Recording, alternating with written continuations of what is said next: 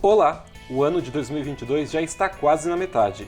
E com altos índices de imunizados contra o coronavírus, retornamos aos poucos a uma possível normalidade. Neste ano, tivemos muitos avanços. Diversas atividades retornaram e o uso da máscara deixou de ser obrigatório na grande maioria dos ambientes. Mas muita gente ainda não sabe como se comportar diante dessa flexibilização.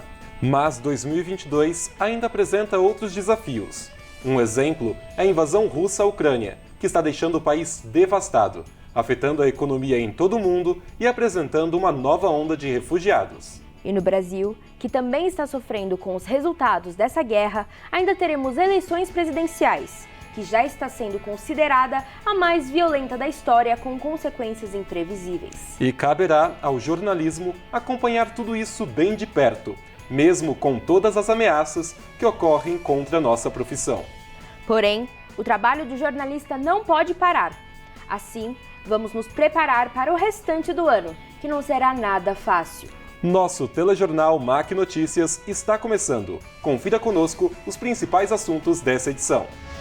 Com o retorno das atividades sociais, a Avenida Paulista passa a ser uma ótima opção de passeio. A uberização do trabalho provoca um aumento no número de motoristas de aplicativos. A profissão de jornalista é destaque na Universidade Presbiteriana Mackenzie. Acompanhamos como está sendo o retorno das aulas presenciais. E o aumento do movimento no comércio interno na universidade, assim como nos seus arredores. A Rádio Web Mackenzie vem movimentando a universidade, no momento em que o rádio brasileiro completa 100 anos. Uma imersão num dos museus mais importantes de São Paulo, a Pinacoteca. Estes e outros assuntos você acompanha conosco a partir de agora. Eu sou Israel Filho. E eu sou Nicole Gargalaca. Fique conosco, o MAC Notícias está no ar.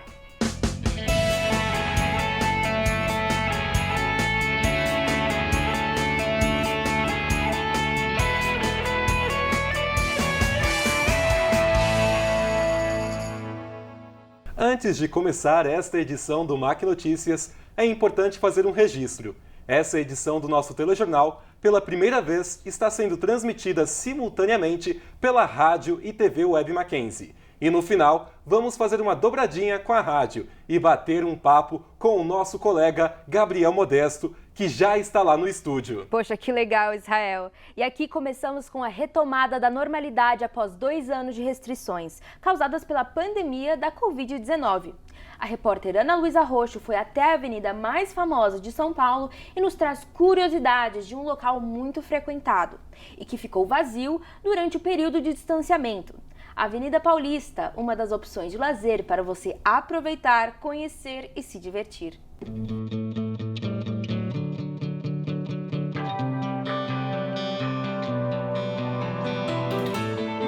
A avenida mais famosa, conhecida, citada, frequentada da capital é também a mais paulistana das vias. Ao contrário de várias vias históricas da cidade que cresceram naturalmente com o trânsito de pessoas, a larga e plana Avenida Paulista foi planejada.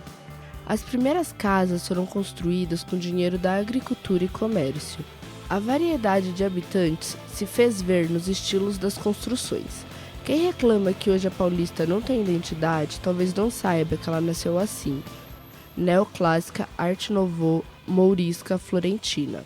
A Paulista foi a primeira via da cidade a receber asfalto em 1909 e foi uma via residencial até meados da década de 1950. Empreendimentos comerciais e de serviços começaram a abrir fora da cidade.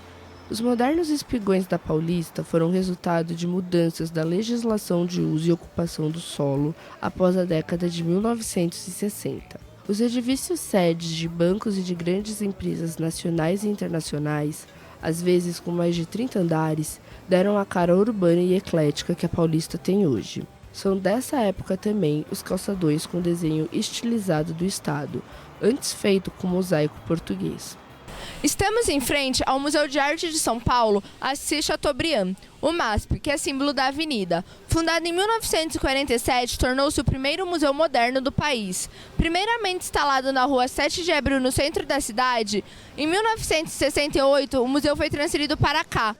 Atualmente, a Avenida Paulista apresenta diversas modalidades de lazer, que atrai tanto paulistanos quanto turistas de vários lugares do mundo.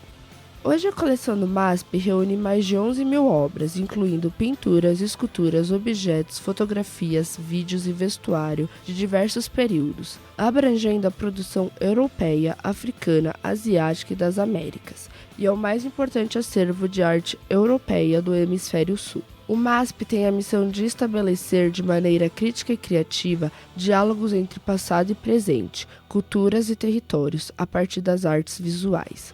Apesar do MASP estar na Paulista desde 1968, a avenida reforçou sua vocação para polo cultural a partir dos anos 90, quando as sedes de corretoras de valores, bancos e outras instituições financeiras migram para a região da Avenida Berrini. A abertura do Centro Cultural Fiesp, do Sesc Avenida Paulista, do Itaú Cultural, do Cinema Reserva Cultural e mais recentemente da Japan House e do Instituto Moreira Salles são os exemplos mais notáveis dessa mudança.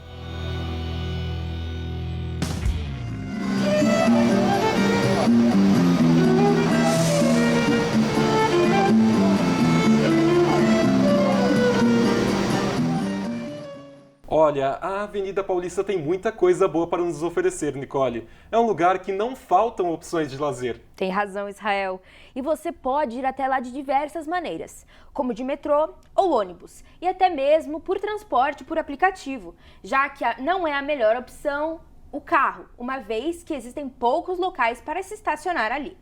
E já que você citou o transporte por aplicativo, com 13 milhões de desempregados no Brasil, o trabalho autônomo ganha força. Neste cenário pessimista para os empregos formais, surge a uberização do trabalho. De acordo com o IBGE, o número de pessoas que trabalham como motoristas de aplicativo aumentou 29,2%, a maior alta desde 2012. A taxa de motoristas que trabalham entre 9 e 14 horas também obteve aumento de 54% para 58%. Mas esse aumento também traz alguns problemas, tanto para o motorista como para o usuário. Acompanhe a reportagem de Rafael Leme. O termo uberização descreve a mercantilização total de uma atividade econômica baseada em serviço. Esse fenômeno consolidou empresas que intermediam a demanda de trabalhos informais. Em uma época que o acesso vale mais que o acúmulo, as novas plataformas barateiam os custos. E se por um lado esse processo gerou oportunidades de emprego, desencadeou uma precarização da mão de obra, já que se registrar como condutor tornou-se muito mais fácil. Mentir informações no próprio aplicativo virou algo comum. Isso pode trazer inúmeros problemas, pois pessoas sem experiência e até que agem de má fé podem estar se registrando como motorista. Para Leandro Saito, usuário constante do aplicativo, o preço e a postura dos motoristas são problemas vivenciados ao utilizar a plataforma.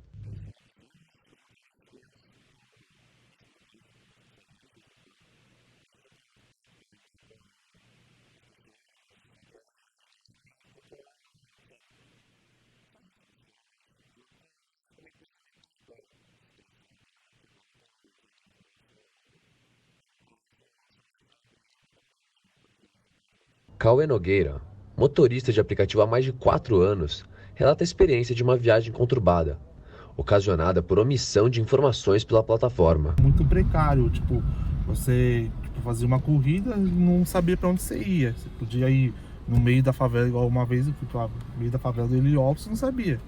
Ela falava Ipiranga, só que na verdade era Heliópolis. Hoje, ainda assim, com tudo isso, você pode ver, ainda tem muitos motoristas de aplicativo sendo assaltados, sendo morto, mas com isso agora com essa nova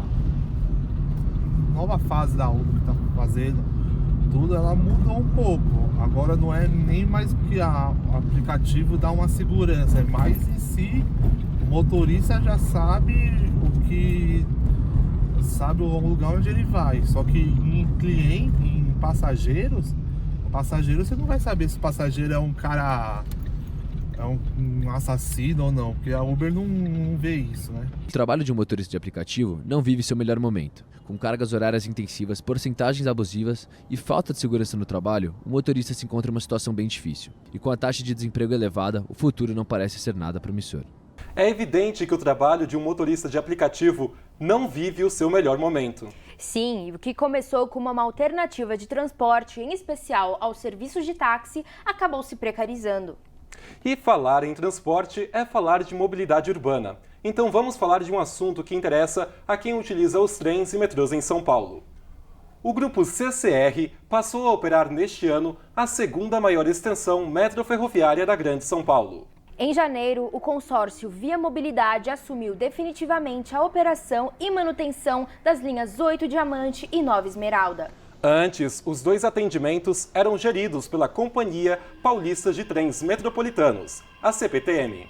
O grupo CCR já operava as linhas 4 Amarela com o consórcio Via 4 e a linha 5 Lilás, também com a Via Mobilidade. Além desses dois eixos ferroviários, o grupo deverá operar mais uma, a linha 17 Ouro do monotrilho. A CCR passa a ser a segunda em extensão, com 118 quilômetros, ficando atrás apenas da CPTM, com 196 quilômetros. O Metropolitano de São Paulo faz a gestão de apenas 69,7 quilômetros dos trilhos. Apesar da privatização das linhas, as promessas de melhorias não estão sendo cumpridas. As recém-privatizadas linhas 8 e 9 estão apresentando falhas constantes. Alguns exemplos dessas falhas são a abertura de portas do lado contrário à plataforma e desrespeito à sinalização de via. Agora, mudando de assunto, Israel, vamos falar um pouco da nossa profissão, o jornalismo, que está passando por um momento muito delicado em todo o mundo. Pois é, Nicole. Os ataques à nossa categoria sempre existiram, mas foram radicalizados nos últimos anos, em especial por alguns políticos. Portanto, é muito importante saber os rumos pelos quais o jornalismo deve seguir, dentro de uma sociedade democrática. Para discutir estes e outros temas, é que o curso de jornalismo do Mackenzie preparou no dia 7 de abril, Dia do Jornalista, um dia inteiro de palestras com a participação de diversos profissionais, muitos deles ex-alunos do curso. Cultura, esporte, política, entre outros assuntos foram abordados no encontro. Eu fui até o evento conferir como estes profissionais estão encarando a profissão. No dia 7 de abril, Dia do Jornalista, o curso de jornalismo promoveu um encontro para discutir a profissão. O tema das palestras foram jornalismo e esporte, jornalismo e política, jornalismo cotidiano e cidadania, jornalismo, cultura e entretenimento. Durante as palestras, os convidados enfatizaram a importância de transitar em várias áreas do jornalismo para descobrir qual é a sua área de maior interesse. Grande parte dos alunos tiveram interesse em interagir com os palestrantes, incentivando novas pautas para serem discutidas. Já na palestra sobre política, o Mackenzie recebeu convidados com opiniões bem divergentes. O principal ponto debatido foi a época em que estamos vivendo, com polarização extrema e várias informações falsas, as chamadas fake news. A apuração das notícias que recebemos também foi uma pauta bastante discutida, uma vez que muitas pessoas pararam de apurar a procedência da informação antes de publicá-la. Durante o momento de perguntas, os alunos mostraram seu ponto de vista e questionaram os pontos de vista dos palestrantes, algo que possui espaço no jornalismo. Peterson Prates, assessor político, revelou a importância de programas como ProUni, uma vez que foi assim que teve a oportunidade de ingressar na faculdade. É justamente ocupando os espaços institucionais quem tem chance de mudar a roda da história e reconhecer o direito, à universidade, ao ensino superior, para todos aqueles que assim desejarem. Não para um seleto grupo que consegue financiar os seus estudos ou então que consegue também permanecer. Logo após o evento, alguns palestrantes foram convidados a participar de uma programação especial do Dia do Jornalista na Rádio Mackenzie. O Dia do Jornalista é comemorado anualmente no dia 7 de abril. Aqui no Mackenzie, o Centro de Comunicação e Letras, a fim de celebrar a data, traz ex-alunos mackenzistas que já atuam no mercado de trabalho para compartilharem suas experiências com os estudantes. O evento conta com 4 mesas temáticas. São elas: jornalismo e esporte, jornalismo e política, jornalismo cotidiano e cidadania e jornalismo, cultura e entretenimento. Olha, a profissão de jornalista realmente é essencial para a sociedade, não é mesmo, Nicole? Claro, Israel. E a nossa função de informar o público ganha ainda mais força, principalmente num momento de eleições, que é o que nós viveremos neste ano. E já que você tocou no tema eleições, Uma pesquisa do Datafolha, divulgada no final de maio pelo jornal Folha de São Paulo, mostrou o ex-presidente Luiz Inácio Lula da Silva, do PT, com 48% das intenções de voto para o primeiro turno. E o presidente Jair Bolsonaro, pré-candidato à reeleição pelo PL, com 27%. Com uma terceira via minguada pelas saídas do ex-juiz Sérgio Moro e do ex-governador João Dória, a nova rodada do Datafolha revela que Lula venceria Jair Bolsonaro com larga vantagem. Ao menos se o primeiro turno das eleições fosse agora. Faltando apenas 118 dias para o pleito, o Instituto afirma que a nova pesquisa não é comparável à anterior, realizada em março, por aplicar cenários diferentes. Veja os resultados do primeiro turno. Lula, do PT, aparece na frente com 48%, com a margem de erro.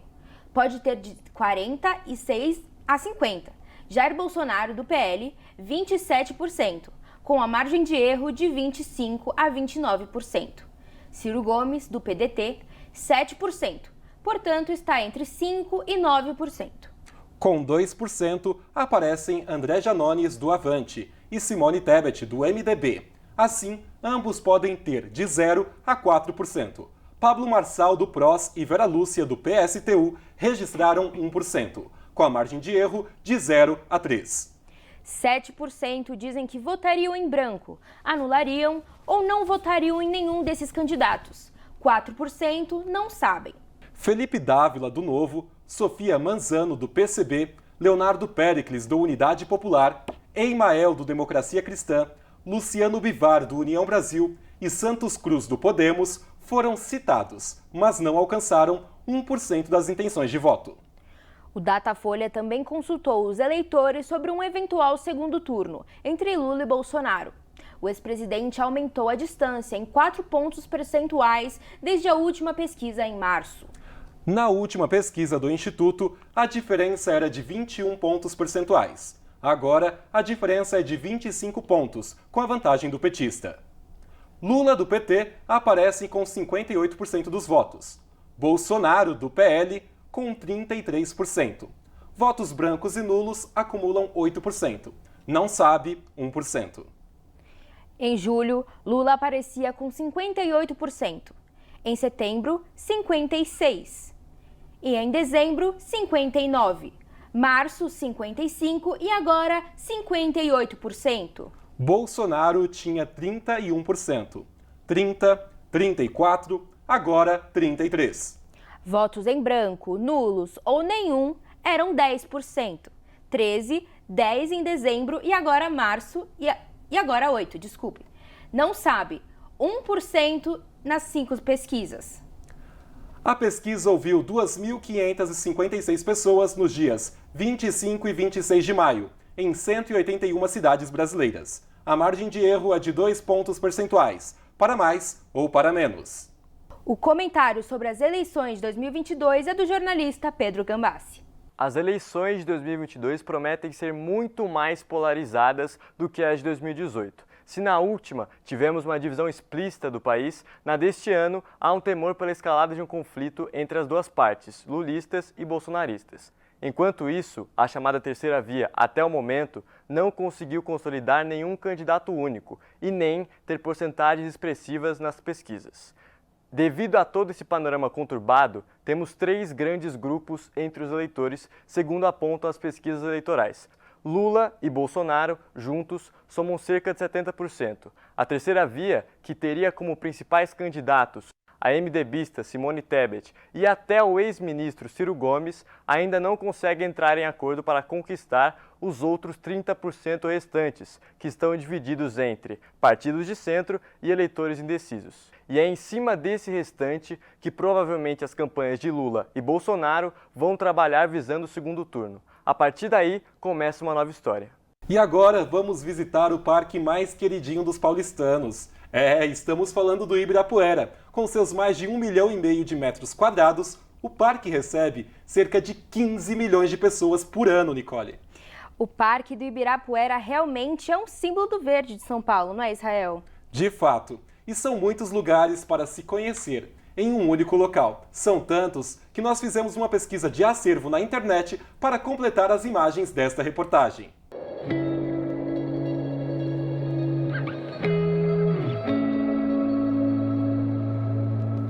A área que hoje constitui o Parque do Ibirapuera, antes era um território úmido e sujeito a constantes alagamentos. Daí, ser conhecido como Ibirapuera, que tem o sentido de pau podre, ou árvore apodrecida, no idioma tupi. No contexto colonial, era uma propriedade indígena, uma aldeia que se estendia pelo bairro de Santo Amaro afora, mas depois foi convertida em um recanto de chácaras e pastagens.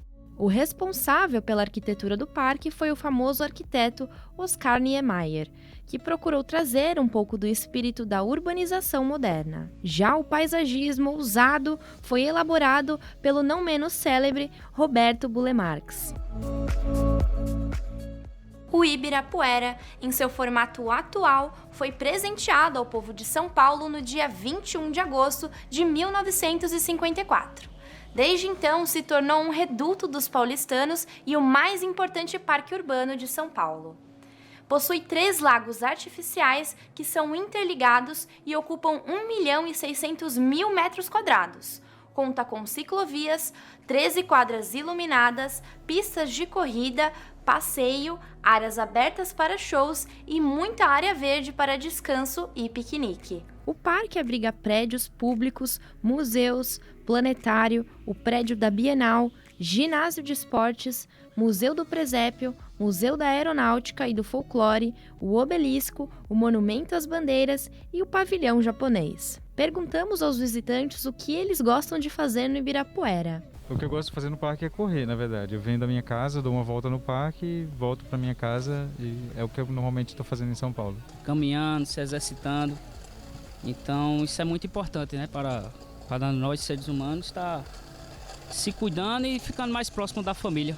A questão das atividades físicas, passear de bike. Perguntamos também por que eles escolheram o parque como opção de lazer. Tanto asfalto, tanto concreto na cidade toda e eu acho que o parque aqui é um outro lado, né, de São Paulo que merece ser visitado.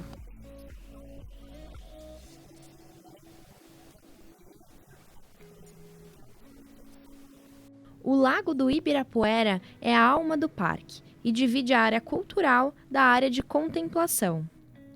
O Obelisco do Ibirapuera é um monumento funerário que se tornou símbolo da Revolução Constitucionalista de 1932. É o maior monumento da cidade e tem 72 metros de altura. A marquise funciona como ligação entre equipamentos culturais do parque. O Museu Afro-Brasil, MAB, aborda a cultura e influência africana na sociedade brasileira e funciona desde 2004 no pavilhão Manuel da Nóbrega. O MAB tem um acervo de mais de 6.000 obras, entre pinturas, esculturas, gravuras, fotografias, documentos e peças etnológicas produzidas entre o século XVIII e os dias de hoje. O acervo abarca diversos aspectos dos universos culturais africanos e afro-brasileiros. O Pavilhão das Culturas Brasileiras no Parque Ibirapuera fica em um edifício que faz parte do conjunto de obras do arquiteto Oscar Niemeyer e que busca dar visibilidade à cultura do povo brasileiro. O prédio da Bienal, Pavilhão Cecílio Matarazzo, é considerado um ícone da arquitetura moderna. Nele, acontece a Bienal de Artes de São Paulo. O MAM, Museu de Arte Moderna de São Paulo, fundado em 1948, possui mais de 5.000 obras produzidas pelos nomes mais representativos da arte moderna e contemporânea, principalmente brasileira. O monumento às bandeiras representa os bandeirantes, expondo suas diversas etnias e o esforço para desbravar o país. O edifício da Oca é um espaço expositivo dentro do parque. No passado, chegou a abrigar o Museu da Aeronáutica de São Paulo e o Museu do Folclore, e abriga grandes exposições. O planetário Aristóteles Orsini, popularmente chamado de Planetário Ibirapuera, foi o primeiro planetário do Brasil, inaugurado em janeiro de 1957. O auditório Ibirapuera, elaborado nos anos 50 pelo arquiteto Oscar Niemeyer, também faz parte das construções que compõem o Ibirapuera, mas só foi construído em 2005. Atualmente é utilizado para atividades culturais, notadamente espetáculos musicais. Não é à toa que o Ibirapuera é um dos destinos mais procurados pelos paulistanos. Esse imenso parque ainda conta com diversos monumentos. Vale a pena conhecer.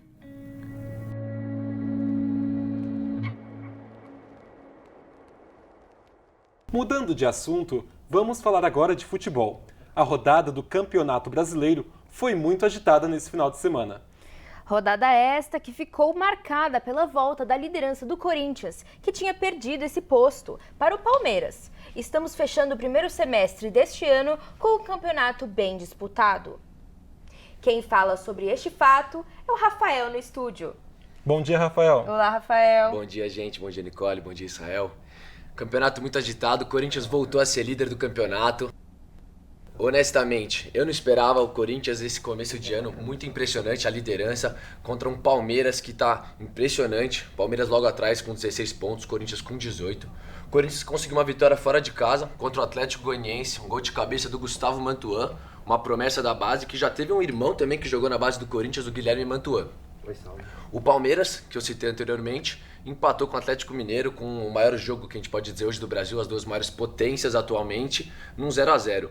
Um choque, porque o Rafael Veiga, destaque do Palmeiras, se machucou, e o Hulk, um jogo muito apagado. Já o São Paulo jogou contra o Avaí, fora de casa, e um empate. Não teve gol do Caleri, que não era de costume. O Caleri pediu para bater um segundo pênalti, uma cena muito inusitada, porque o Reinaldo, que é o batedor, estava lá, fez o primeiro gol de pênalti, e já no segundo pênalti o Caleri isolou. E o Santos empatou 2-2 fora de casa contra o Atlético Paranaense. Destaque para a jovem promessa santista Marcos Leonardo, que fez os 2 gols e vem arrasando corações da torcida alvinegra. E o final de ano do campeonato europeu foi sensacional. Tá que nem o brasileiro também pegando fogo. E para falar da Europa e desse final de ano, a gente vai falar com o repórter Henrique Negrão. Bom dia, Rafael. É isso mesmo. Temporada europeia encerrada com a final da Champions League sábado passado. E agora o que deve agitar esse verão europeu deve ser o mercado de transferências, com destaque para o Lewandowski, que já se pronunciou e deve sair do Bayern de Munique, assim como o Haaland, que se acertou com o City. Além deles, também destaque para os brasileiros. Marcelo, que após 15 anos com o Real Madrid, deve retornar para o Brasil, está sem contrato, então vamos ver, a expectativa deve ser Fluminense ou Botafogo. E também o atleta Fernandinho, que depois de um longo período com o Manchester City, também deve voltar para o seu clube de formação, Atlético Paranaense. Essa já está quase certa. E falando em jogador brasileiro, o Fernandinho e o Marcelo são dois grandes personagens da seleção brasileira. E seleção brasileira que jogou hoje contra o Japão. Ganhamos de 1-0, gol de pênalti do Neymar. Um destaque porque a partida foi muito boa, diferente da última que a gente acabou ganhando da Coreia do Sul por muito mais gols, mas nessa partida o Brasil jogou muito bem. Um time ofensivo que a gente jogou com a entrada de Guilherme Arana, Daniel Alves, Fred, Paquetá, Casemiro, Vinícius Júnior, Rafinha e Neymar na frente. Ou seja, foi um time muito ofensivo, que tá gostando de ver essa seleção jogar. Eu acho que o Hexa vem aí, tomara que a gente consiga essa Copa do Mundo, depois de tanto tempo, depois de 20 anos que a gente ganhou a última vez a Copa, tomara que seja dessa vez. E Henrique, conta pra gente como é que foi esse jogo hoje, como é que foi o Brasil e o Japão. É isso mesmo, Rafael, a nossa seleção enfrentou hoje o Japão em Tóquio e venceu mais uma vez, continua com essa boa sequência, ganhando por 1-0. Destaques principais para as últimas vagas aí para a Copa que estão sendo disputadas, principalmente as laterais esquerda e direita. A esquerda contou hoje com Arana titular, muito pedido aí pelos torcedores, né, que vem tendo boas temporadas no Atlético Mineiro. E a lateral direita, Daniel Alves começou como titular, mas jogo passado não teve uma atuação boa e nesse jogo também Militão foi testado na lateral direita. E o jogo foi bom. Destaque também para o trio de ataque com Rafinha, Vinícius Júnior e Neymar, que deve ser o trio titular da Copa do Mundo. O Brasil ganhou, né, como eu falei, 1-0 gol de Neymar, que chegou a 5 jogos contra o Japão, marcando gol em todos os 5. e agora está apenas a 3 gols de ultrapassar Pelé. E a expectativa é que ele ultrapasse durante a Copa, já que a seleção só tem mais 2 amistosos até lá, que devem acontecer em setembro. Um, talvez contra a Argentina, ainda está para decidir, e outro com uma seleção africana, que deve ser Senegal. E além disso, ontem também tivemos a última seleção qualificada para a Copa, que foi Gales, ganhando por 1-0 da Ucrânia, com gol contra de Yarmolenko. E essas são as expectativas para a Copa do Catar e vamos em busca do Hexa. Vamos de volta com você aí do estúdio, Rafael. Muito obrigado, Henrique. Essas foram informações de esporte. Eu espero muito que esse Hexa venha. O ano do esporte está prometendo muito. Uma Copa diferente, uma Copa no final do ano. Espero que seja muito legal. Já vai emendar ali com férias. Vai ser uma Copa, um final de ano bem interessante. Muito obrigado, Israel. Muito obrigado, Nicole. Obrigada, Rafael. Obrigada. E daqui a pouco vamos conferir como foi o retorno das aulas presenciais. E ainda uma análise no cenário cultural. O MAC Notícias volta já.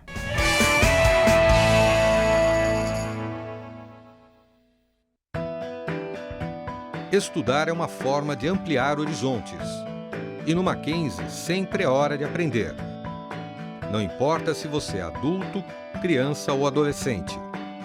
Por aqui, você sempre encontra educação de qualidade. Do ensino infantil à pós-graduação. Descubra o que o Mackenzie pode oferecer. Acesse o nosso site. Mackenzie, cada vez mais perto de você.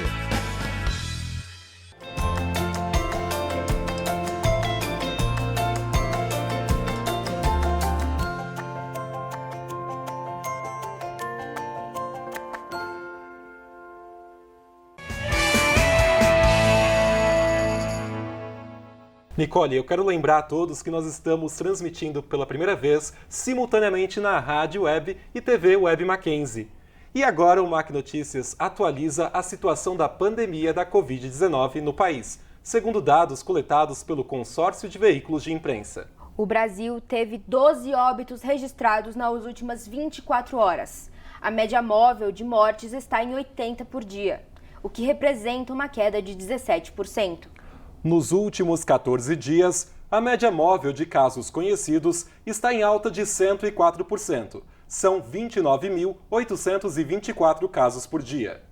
Sobre a vacinação, 83,11% dos brasileiros com 5 anos ou mais receberam as 2 doses ou a dose única do imunizante. E já são 52,12% dos brasileiros acima de 12 anos que tomaram a dose de reforço. Apesar do aumento expressivo no número de casos, o número de mortes ainda apresenta uma queda. Isso se dá graças ao avanço da vacinação. E por isso, neste semestre, tivemos a oportunidade de voltar ao campus do Mackenzie. E foi muita emoção. Depois de quase 2 anos de aulas remotas e híbridas, fazia tempo que não víamos tanto movimento pelos corredores e lanchonetes. Desde o dia 11 de abril, a Universidade Presbiteriana Mackenzie retomou 100% das atividades presenciais. Devido a isso, existem algumas dificuldades que são enfrentadas na volta à normalidade.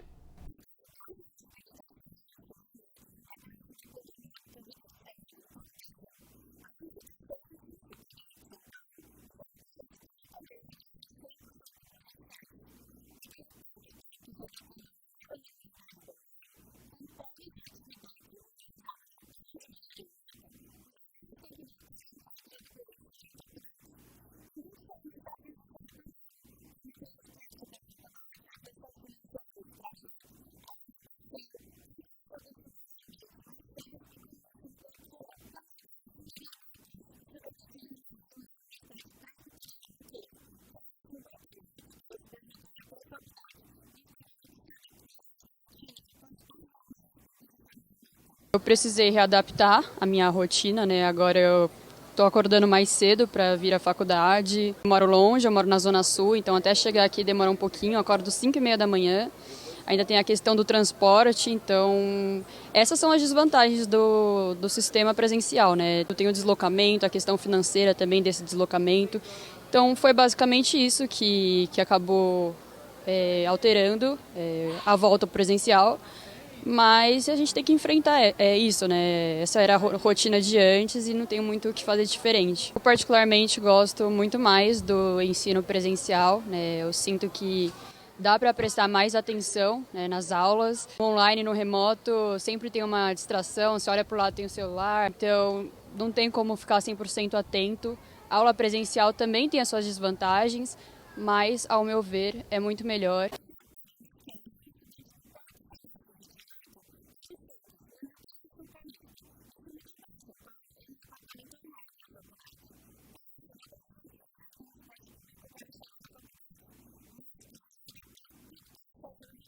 Afetou bastante meu dia a dia. Eu nasci e morei em Santos e vim morar em São Paulo agora. Então eu aluguei um apartamento aqui perto da faculdade. E então afetou bastante meu dia. Eu tenho que sair de Santos para morar em São Paulo. Mudei totalmente para São Paulo. E agora estou vindo todo dia para a faculdade, mas morando em São Paulo, perto da faculdade. E com o retorno das aulas 100% presenciais no Mackenzie, grande parte do comércio interno reabriu no campus Higienópolis na mesma semana. O movimento também foi grande numa cafeteria dentro do Mackenzie, que teve que atender à alta demanda de alunos, principalmente na hora dos intervalos. A lanchonete Macchiato, localizada no 3º andar do edifício Reverendo Wilson de Souza Lopes, também reabriu. A Elizabeth Faria, que é a proprietária do local, nos contou como está o retorno dos alunos no seu estabelecimento. Tem melhorado a cada dia, né? As pessoas agora estão sabendo que estamos abertos e também estão retornando presencialmente, então tem melhorado sim. E com isso a gente tem feito as adaptações conforme o novo público, assim, né? Porque são novos alunos, novos funcionários, e a gente tem atendido conforme a necessidade deles. Falando em comércio, o movimento ao redor do Mackenzie também se intensificou com o retorno das aulas presenciais. A reportagem é de Vitor Diniz. O comércio voltado ao público universitário foi severamente prejudicado por decorrência da pandemia do coronavírus. Vários vendedores autônomos e estabelecimentos comerciais viram os lucros caírem por conta do isolamento e pelas aulas online. Agora, com o retorno integral das aulas presenciais, a demanda de produtos alimentícios vem voltando aos poucos ao seu estado normal, como explica o vendedor de lanches, Leandro Alves.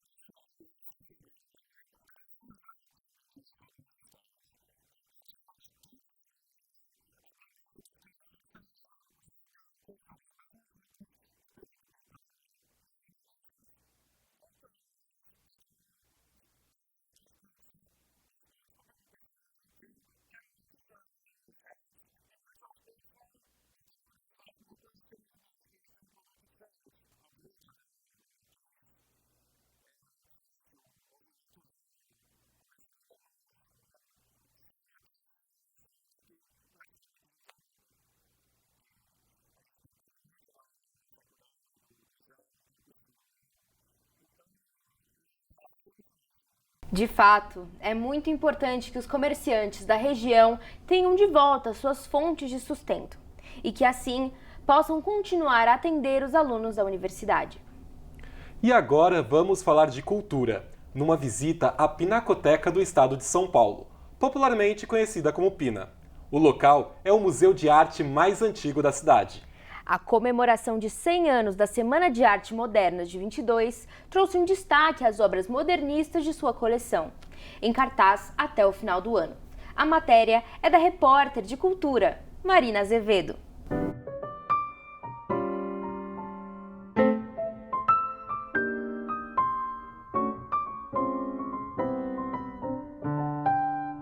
Fundada em 1905 pelo governo do estado de São Paulo, a Pinacoteca representa o símbolo de uma arte brasileira. Seu prédio principal, onde antigamente era a sede do Liceu de Artes e Ofícios, foi projetado no final do século XIX pelo arquiteto Ramos de Azevedo e desde então passou por algumas reformas. Sua construção em estilo neoclássico, com janelas amplas, pilastras e paredes de tijolos, representam a cidade de São Paulo e sua história.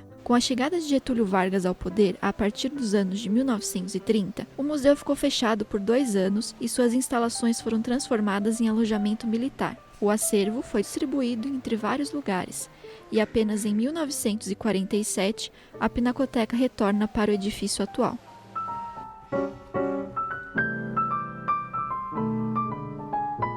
Funcionando na Avenida Tiradentes, no centro de São Paulo, o museu exibe obras principalmente de artistas nacionais do século XIX. O acervo original foi formado pela transferência de 26 obras do Museu Paulista da USP, e hoje a coleção conta com 10.000 peças. Anita Malfatti, Tarsila do Amaral, Almeida Júnior, Cândido Portinari estão entre os artistas que possuem seus trabalhos expostos na Pinacoteca. Até outubro de 2025, a Pinacoteca irá apresentar uma reformulação do seu acervo de arte.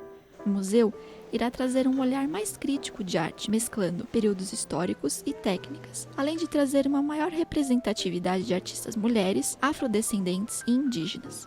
Além de ser famosa por suas obras de arte, um dos icônicos símbolos da Pinacoteca é esse lustre, de mais de 100 anos, instalado em uma das varandas do prédio. Sua riqueza de detalhes e seus 8 metros de altura chamam a atenção de qualquer visitante. Ele foi confeccionado por serralheiros que faziam parte do Liceu de Artes e Ofícios, que era instalado no prédio que hoje está a Pinacoteca. Em 2022, o destaque é a comemoração de 100 anos da Semana de Arte Moderna. Nesse período, a Pinacoteca destaca as obras modernistas de sua coleção. Desde janeiro, 134 obras de autoria de artistas ligados ao modernismo estão expostas em suas amplas salas e corredores. A pintura Amigos, feita em 1921 por Di Cavalcanti, foi exposta na Semana de Arte Moderna de 1922 no Teatro Municipal de São Paulo e pode ser vista agora na Pinacoteca. Além dessa, outras pinturas feitas por artistas modernistas podem ser vistas durante o passeio, entre elas Bananal, de Lazar Segal, de 1927, e Antropofagia, de Tarsila do Amaral, de 1929. Toda essa mostra especial sobre o modernismo na arte brasileira vai receber um destaque até o final de 2022. A Pinacoteca é um dos marcos da cultura brasileira em São Paulo, e a sua história se funde com a da cidade em muitos aspectos. As suas obras, apesar de mostrar o passado, estimulam os visitantes a pensar no mundo atual e no que está por vir.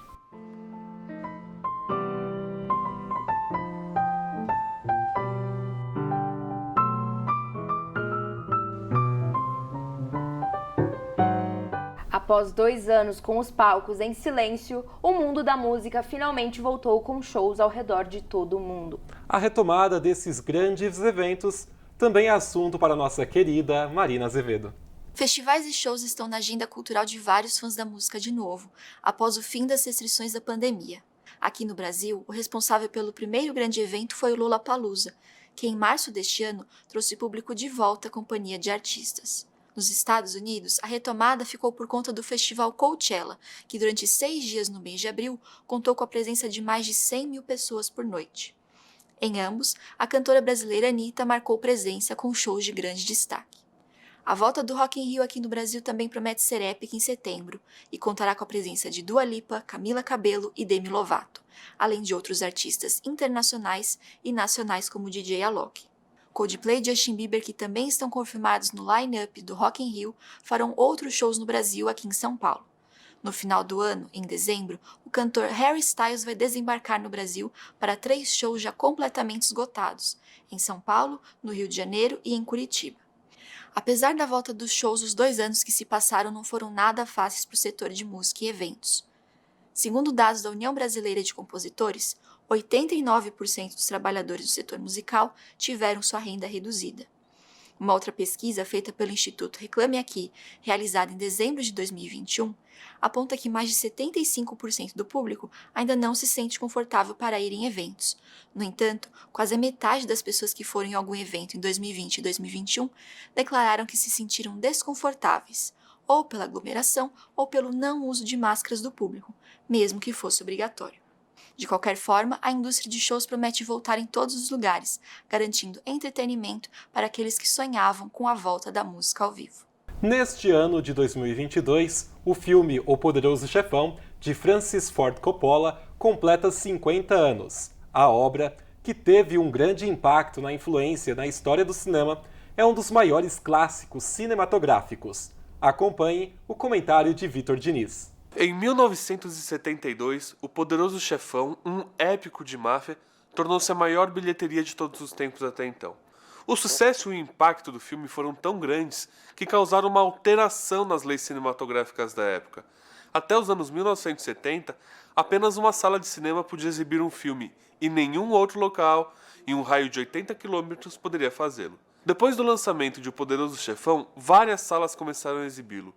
Por isso que a obra-prima de Coppola é considerada o primeiro blockbuster do cinema. Baseados nos filmes foram produzidos jogos, camisetas, fanfics, documentários, edições especiais em DVD e Blu-ray, remontagens para a TV, além de miniaturas e action figures. Muitas frases citadas ao longo dos 3 filmes permaneceram no imaginário popular e se tornaram clássicas. Os fãs certamente se recordam de "Eu vou lhe fazer uma oferta irrecusável", "Deixe a arma, pegue o canole", ou ainda da célebre frase "Se você fosse meu amigo, seus inimigos estariam sofrendo agora". Há também cenas memoráveis que já foram incansavelmente parodiadas, reproduzidas e se tornaram marcas registradas da trilogia, como a da cabeça do cavalo, Sony metralhado no pedágio ou ainda as duras palavras de Michael contra Fredo.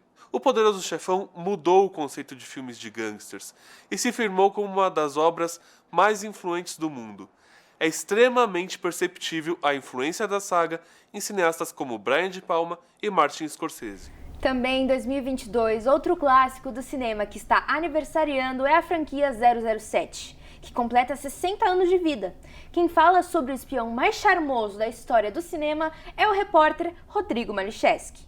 Criada pelos produtores Harry Saltzman e Albert Broccoli e adaptada dos livros de Ian Fleming e inspirada em suas experiências como agente secreto durante a Segunda Guerra Mundial, o primeiro filme chegou aos cinemas em 1962, com Sean Connery na pele de um agente secreto elegante e carismático. Depois do ator escocês, outros 5 atores interpretaram o agente secreto. George Lazenby, que fez apenas um filme da franquia em 1969, Roger Moore, recordista de filmes com um total de 7, entre os anos de 1973 a 1985. Timothy Dalton, que interpretou o personagem em 1987 e 1989. Pierce Brosnan, que fez 4 filmes nos anos 90. E Daniel Craig, que fez um total de 5 filmes, estreando em Cassino Royale em 2006 até 2021, com seu último filme 007 Sem Tempo para Morrer. Ao todo, a franquia possui 25 filmes e se tornou uma das mais famosas e rentáveis da história do cinema, tendo um lucro de quase 8 bilhões de dólares em bilheteria. Agora, vamos aguardar quem será o próximo James Bond e qual o rumo que a franquia irá tomar daqui para frente. Para a produtora Barbara Broccoli, a escolha de um novo ator ainda vai demorar alguns anos. Segundo suas próprias palavras, não é apenas escalar um papel, trata-se de repensar completamente para onde estamos indo. Nicole, eu quero lembrar a todos que nos assistem que pela primeira vez nós estamos transmitindo o Mac Notícias simultaneamente na rádio web e na TV Web Mackenzie. E por isso chegou a hora da nossa conexão, não é mesmo? Ah, é verdade. Vamos falar de uma atividade muito interessante que está movimentando os corredores do Centro de Comunicação e Letras do Mackenzie. É isso mesmo, Israel. Eu tenho participado ativamente dessa atividade. É a Rádio Web Mackenzie que está com o espaço aberto para que os alunos possam produzir e apresentar programas sobre os mais diversos assuntos. Eu também tenho participado ativamente. Todos os dias, de segunda a sexta-feira, das 11h30 ao 12h30, alunos e alunas dos programas Arquibancada Mac, Radar Mac, Crossover e Entre Nós tomam conta dos microfones da rádio para falar de esporte, cultura, entretenimento, moda, política e economia, entre outros temas relevantes para nós e para toda a sociedade. E com a estreia do programa especial 100 Ondas de Rádio, que comemora os 100 anos do rádio no Brasil, essa movimentação ficou ainda maior. Agora, os ouvintes da Rádio Web Mackenzie podem conhecer um pouco mais da história do rádio brasileiro e saber também como estão as carreiras dos alunos e ex-alunos do curso de jornalismo que trabalham ou trabalharam com a rádio e que são os nossos convidados no programa. Agora, conforme falamos no início do nosso telejornal, vamos fazer uma conexão com a Rádio Web Mackenzie, pois daqui a pouco, às 11h30, começa mais uma edição do 100 Ondas de Rádio. É isso mesmo, Nicole. E quem está lá para conversar conosco é o nosso colega e repórter Gabriel Modesto. Bom dia, Gabriel! Bom dia, Israel. Bom dia, Nicole. Queria desejar esse bom dia para vocês e falar um pouquinho sobre essa atividade que a gente está tendo aqui em homenagem aos 100 anos de rádio, que é esse projeto que a gente está tendo, o 100 Ondas. Conta um pouco mais pra gente, Modesto, como é que está ocorrendo o 100 Ondas de Rádio? Eu tenho participado, mas e os convidados que já passaram por aí? Os convidados que já passaram foram o Danilo Gobato, da Rede Bandeirantes, o Vitor Lupato, também da Band, o André Ranieri, da Energia 97, o Luiz Nascimento, da CBN, a Isabelle Moraes, que é uma das primeiras narradoras e repórteres de futebol. E também hoje a gente vai ter uma conversa com uma professora muito querida aqui do curso de jornalismo, a Márcia Detoni. E também no dia 13 a gente vai ter um bate-papo com o Rodrigo Bittar, ele que é da Band TV e Rádio e da Rádio Crack Neto. Então hoje já temos programa 100 Ondas de Rádio com a professora Márcia Detoni, professora do curso de jornalismo aqui do Mackenzie. Conta pra gente como é que tá a movimentação pro estúdio, porque daqui a pouco começa o programa, não é mesmo? Sim. A Domitila está aqui já, eu já estou acertando os últimos detalhes com o Doni. Daqui a pouco a Beatriz Moreno, que é do crossover, também vai chegar. Uma coisa muito interessante sobre o 100 Ondas é que ele une os 4 programas aqui da Rádio Mackenzie. Ele une o crossover, ele une o Radar Mac, o Arquibancada e também o Radar Mac, que é o que eu faço parte. Acho que também o Entre Nós, você acabou esquecendo de falar dele, mas tudo bem. Exatamente, o Entre Nós.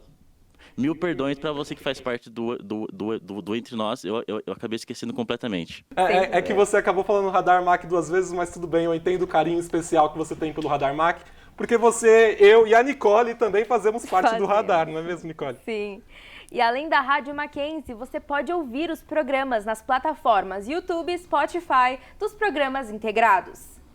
E a gente já está quase no fim do nosso telejornal Mac Notícias. Mas antes de encerrar, vamos falar de uma novidade para todos os mackenzistas.